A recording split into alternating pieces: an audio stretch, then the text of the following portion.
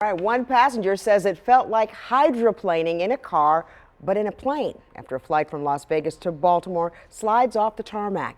Officials haven't blamed weather conditions yet, but we saw drivers face some slippery roads on their commute this morning. WMAR2 News' Mark Roper spoke with passengers at BWI soon after they got off that plane. Spirit Airlines Flight 696 from Las Vegas arrived here at BWI around 6:15 this morning, but it slid off the taxiway on its way to the gate. No one was injured, but many passengers say they were shaken by their experience. Anyone who's flown on an airplane has heard flight attendants make the announcement after landing to stay seated with your seatbelt fastened until the plane reaches the gate.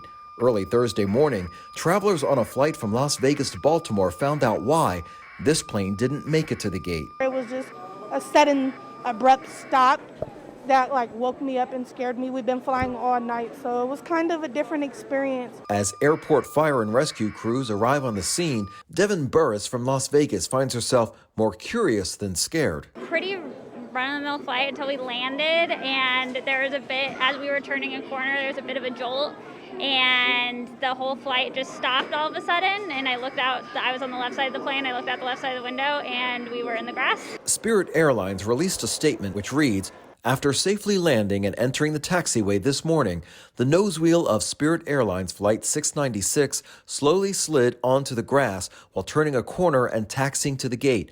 All 111 guests and team members are safe and were transported by bus to the terminal."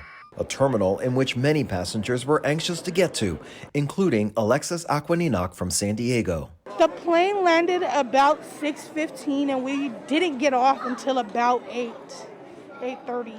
That in-between time, it was a lot going on. Babies crying, everybody irritable.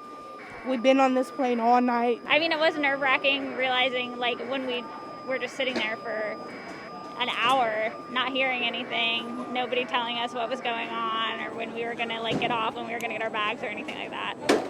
And while Burris didn't feel frightened by what happened, she now feels something else. It's a red-eye flight anyway, and I'm going from West Coast to East Coast, so I haven't slept. I don't think anybody's slept, and then dealing with this on top of everything is exhausting. Some passengers say they're just here for the holidays, but will return home after their vacation is over.